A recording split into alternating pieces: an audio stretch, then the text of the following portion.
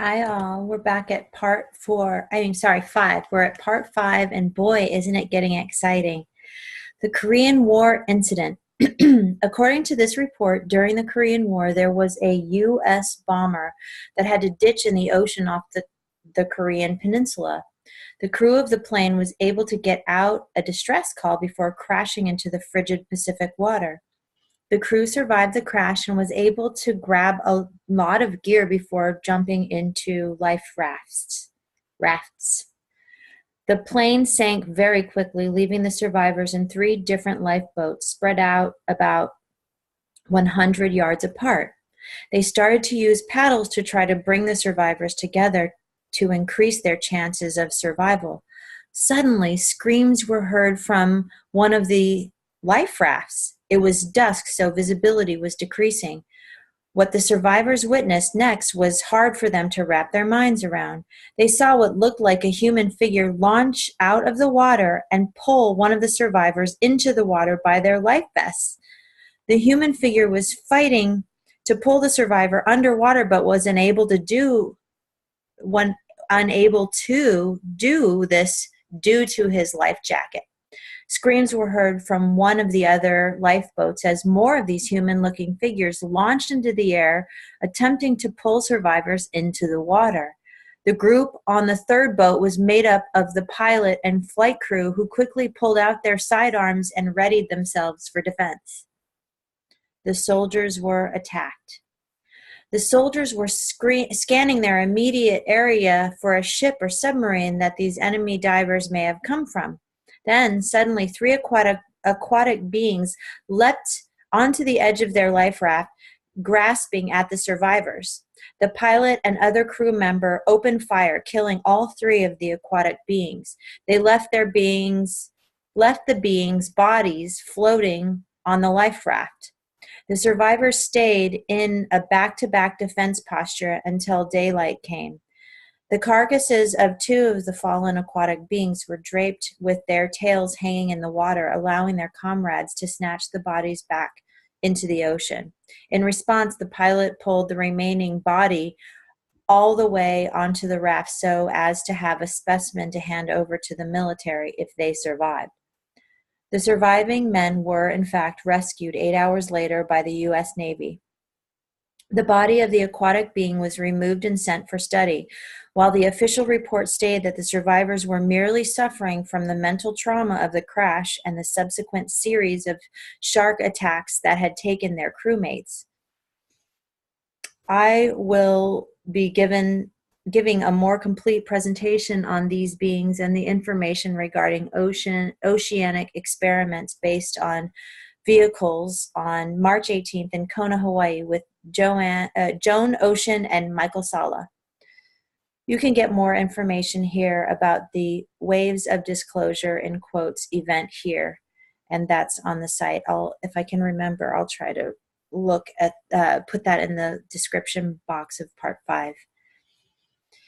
Fields generating native atmospheres. I was more than a little disturbed by the report and began to look around at the other beings present at the gathering.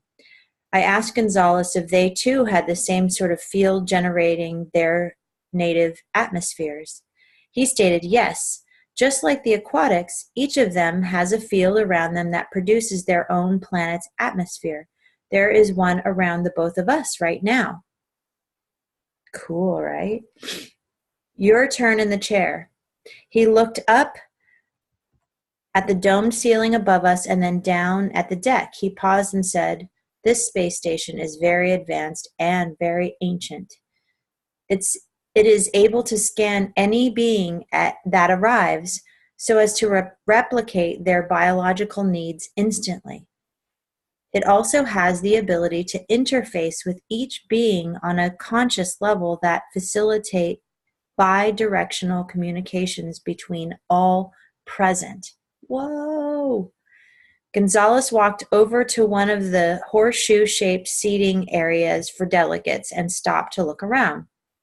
I asked, "Are you in the chair today, or am I?" He responded, "No, you are up there," while pointing to the speaker's platform. He started to chuckle as I broke my horrified gaze from the speaker platform back to where he was standing. He had a big grin on his face. "Don't worry, how could a meeting between the Super Federation and the Guardians be a bad thing?" He looked around. "Okay, now walk up to the platform and think to yourself, I am ready to begin." I asked, "Begin what?" He just sat down without answering me and a smirk across his face. "I am ready." I walked up to the platform and turned to the assembly. Every eye in the assembly hall was on me. I could feel the anticipation of the beings in the room. I looked over at the Earth delegation. I recognized the person in the seat as one of the members of the Council of 200 with whom I had had prior encounters. I was starting to get a bit shaky when I figured I would just get it over with, and I thought to myself, I am ready. Immediately, Tier Air and the Golden Triangle being were standing behind me, very much in the same manner as when they had first appeared with me in front of the SSP Alliance at the LOC.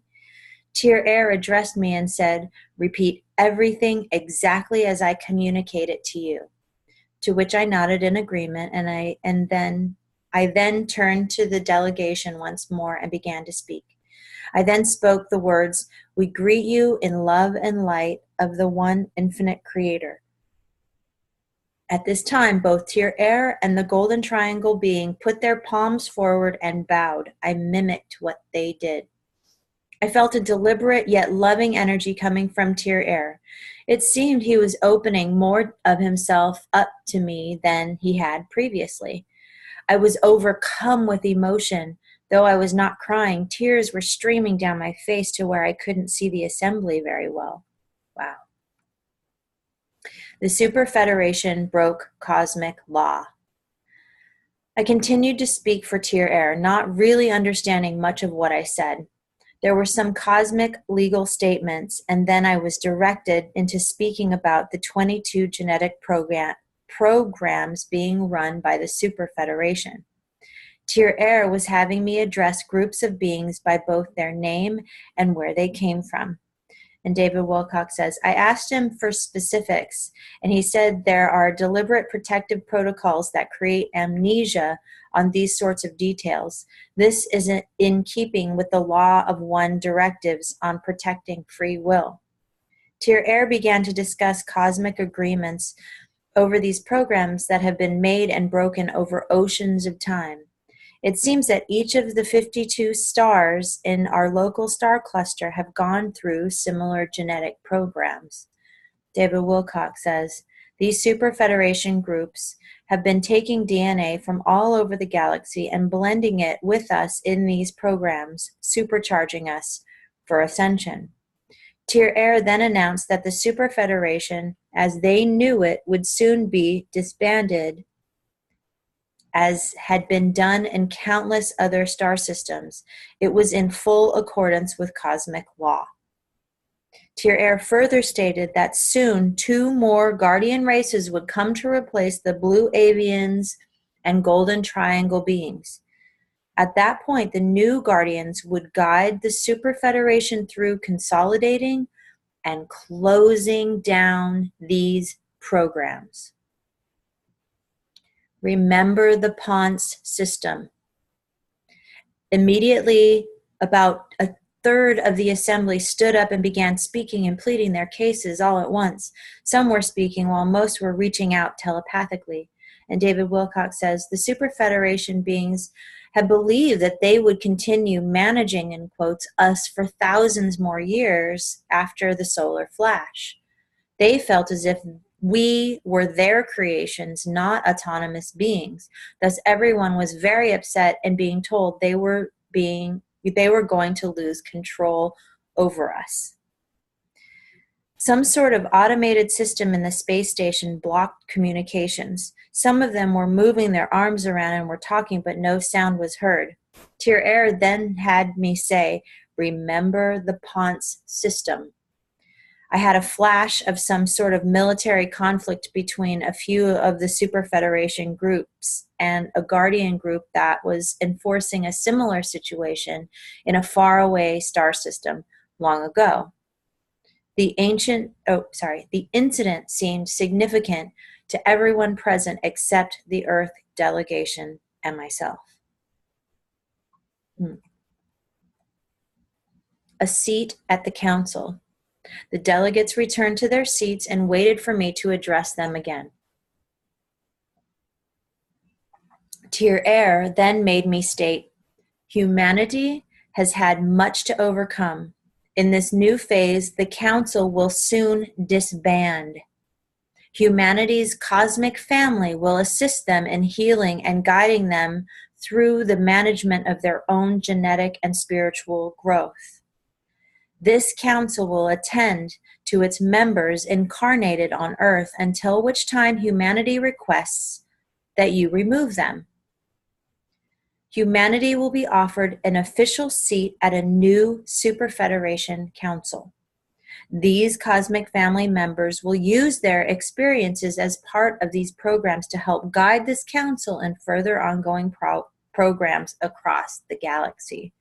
Tier Air then had me say, in service to all, in service to the one. Do you know what this means? Then he and the triangle being disappeared, leaving me once again alone on the stage. When I looked down at the seat Gonzalez was in, he stood up and did a quiet clapping motion with his hands. I quickly walked down to him and noticed once again, sorry, I'm going to sneeze. Excuse me. I quickly walked down to him and he once again guided me to my elbows toward the exit. We walked briskly out of the conference room and past the 3 Mayans who were standing in the same places when we had left them. He walked me back to my original spot close to the plants and spun me around. He said, "Do you know what this means?" I looked at him and said, "Humanity will not be controlled and experimented on by dozens of ET races who think they are gods?" He smiled at me and said, "They are the gods from our myths." But yes, and it means that the Galactic Federation, which the Sphere Being Alliance is a part of, will now assist us with the Draco Empire. They will not remove them for us, but will provide support that allows us to clean up our own house. We will really only have to contend with the AI threat until the series of solar events clear them from the solar system. We will be responsible for rooting out the Draco. I was shocked and said, the Sphere Being Alliance is nonviolent. How can they confront the reptilians? He said, I think we will have to watch that play out together. After the series of solar events, the Draco will be energetically expelled from this system. An incompatible energy will emanate from the sun for about 1,000 years. Many reptilians will try to remain hidden on Earth in temporal fields and within heavily shielded bases deep in the Earth, as they have for prior cycles. Humans will be responsible for rooting them out of their hiding places. During that time, the Draco will be unable to return to this system. And I'm going to leave it there for part 5.